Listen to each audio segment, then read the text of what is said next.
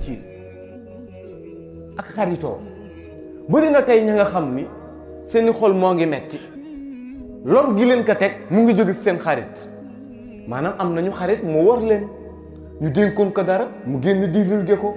ñu di envoyé ko woon ay message vocaux mu transféré ko keneen ba loolu génn yàq deram yàqu léegi nag li ma lay laaj mooy yow yaay fautif bi wala sa xarit boobu mooy fautif bi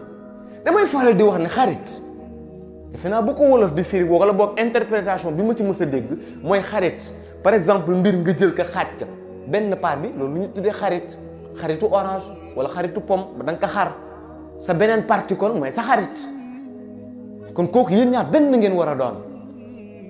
ay nit yi nga xam te ni maanaam kii mooy kële waaye nag dañ toll si jamono ji nga xam ne xam ngeen ne sincérité amatul ak dëggu amatul moo tax léegi xamoo ci kan nga war a fiyewu xamoo kan mooy sa xarit dëggantaan ak ku dul sa xarit dëggantaan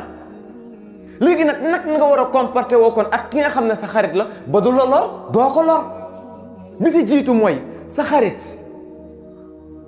bul koy jox ya nga xam ne mën na la lor ëllëg dafa am benn borom xam bu doon wax ni agis avec ton ami comme s'il devait être ton ennemi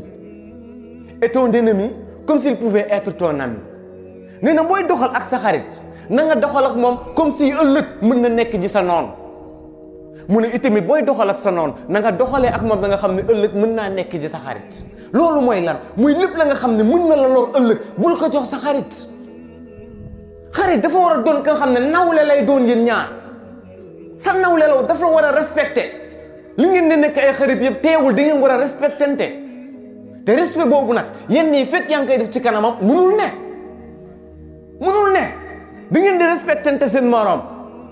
ku nekk jox cër sa morom li ma si jublu mooy ki tënk ko ngir ngeen comprendre ma tey jii par exemple man ak Assane wala man ak Baye Mbaye bu ñuy ànd war naa ànd ak ñoom ànd ba nga xam ne tey xam nga rakk ju jigéen dafa sax si xol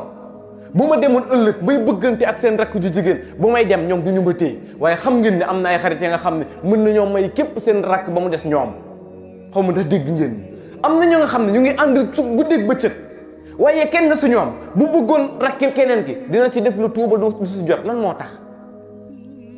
am na ay jigéen yi nga xam ne itamit ñoo ngi ànd guddeeg bëccëg foo leen di gis ñoo di ànd waaye nag kenn si moom si ñoom ñaar nanguwul jël frère am bu góor di kamay ndax xam na ay jikkoom moo tax bu ngeen ma bëggee dégg li ma bëgg wax mooy war ngeen nawante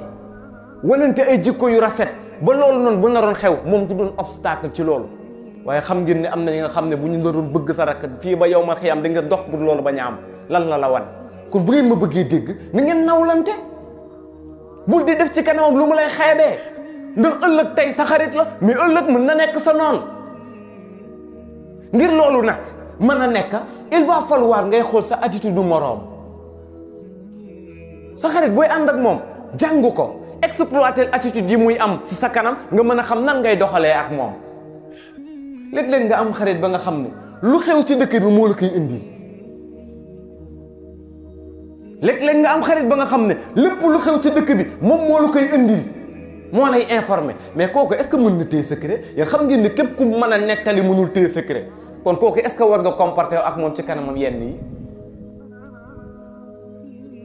est-ce que war na kon exploiter attitude bi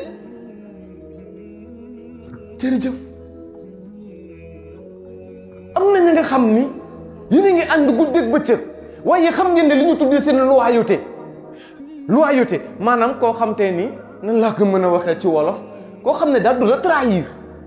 koo xam ne am na loyauté maanaam chaque instant moom lu baax rek la lay defal da lay protéger chaque instant yéen xam ngeen ne nit ñi seen loyauté mu ngi dépendre si yéen ñaar seen relation ni mu mel maanaam fekk ñu ngi juboo ak yow dañu lay protéger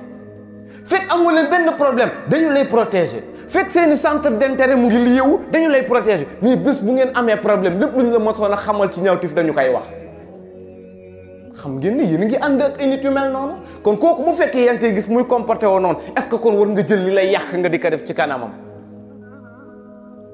xam ngeen li may wax am na ñi nga xam ne ñu ngi loyal ci yow fekk rek si ñaar yéen ngi juboo bés bu ngeen amee problème rek musiba yi commencé te nit nag surtout jullit war nga mën a téye war nga mën a bëri sutura ba nit ki bu doon xaayu sa sutura sax yow doo xaayu suturaam ndax kii sàmm sutura nit ki defu ko pour yow sa digganteem ak boromam la ciy xool ndax yonent bi alayhi salaam moo ñu jàngal nañu képp ku nga xam ne yaa ngi suturaal ab jaam man ya seen borom dinaa lu suturaal defoo ko pour moom kon moom yow war nga loyal de sorte que lépp la nga xam te nii xamal nga ko nit nga koy dencal donte moom sax dencalu la li nga xam ne mooy sa sutura beneen bi mooy yàq deru ku fi nekkul am na ñi nga xam ne li ñuy bañ mooy ñu toog di waxtaan keneen nekku fi maanaam maa Ibra di ànd ak Baye Ablaye ak Assane ak Malick bu Malick di déplacé wu ngay dégg maa Ibra commencé nekk ci deru Malick lu nekk mu yàq ko te xam ngeen ne am na unité yu mel noonu léegi ñooñu nag bu fekkee yaa ngi ànd ak ñoom encore une fois ndax da nga war a bàyyi yi la mën a lor nga koy teg ci ay loxoom li ma bëgg wax mooy ni kon nit ki da ngay protéger sa bopp na la nit ñi nawloo bul def ci kanamu nit ñi lu ñu lay xeebee bu def ci kanamu nit la nga xam ne day tax ñu manqué le de respect te tey nag jamono noonu la ñuy doxalee léegi nag ëllëg bu fekkoon kooku tey dem nañu ba situation yi changé ñu dem ba situation yi changé ndax am na nit ñuy ànd juboo waaye ñu dem ba ci digg bi ay problème surtout ay problèmes familiaux intervenir maanaam tey maa Ibra ak Baye Ablaye di ànd ñu dem ba ñoom ñaar seen ñaari famille am problème le plus souvent bu wax ju ñaaw commencé rek kii lu mu loyal xolam day sot day commencé nag lépp lu mu xamul lépp mu koy divulguer moo tax bu ngeen ma bëggee dégg si tënk mooy lépp la nga xam ne mën na leen lor bu leen ko jël di ko teg ci loxo yi qui que ce soit protégez-vous loolu laa bëgg wax tant que nag yéen a ngi protégé wu ëllëg kenn du leen mën a lor bu leen nit ki bëgg lor sax du ko mën a lor mais nag doo am conscience bu tranquille tant que man maa Ibra Assane mu ngi yor ay messages vocaux yi nga xam ne mag ko envoyé te la ma si doon wax musiba la heure bu ko génnee sama der yàqu naka ngay tranquille yaa ngi garder sa téléphone ay mbir yi nga xam ne bés bu siwee say der yàqu nooy tranquille wóorul xam nga léeg-léeg nit ki jël sa portable am bàyyi sa ay mbir yi nga xam ne baaxul moo tax mu doon wax na nit ñi léegi tuubatuñu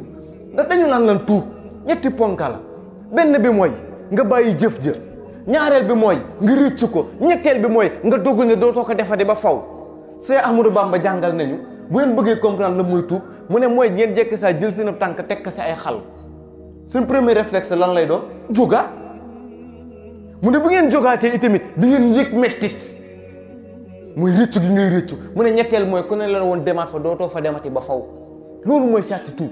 kon nag yow mi nga xam ne yaa ngi def ay bàkkaar surtout yi nga xam ne ñu ngi koy def di filmer suñu bopp garder ko sa téléphone est-ce que yaa ngi tuuboo parce que boo tuuboo di nga rëccu mais yow li ngay garder sa téléphone à chaque fois di ko fàttaliwaat sa bopp di sa bànneexu tuuboo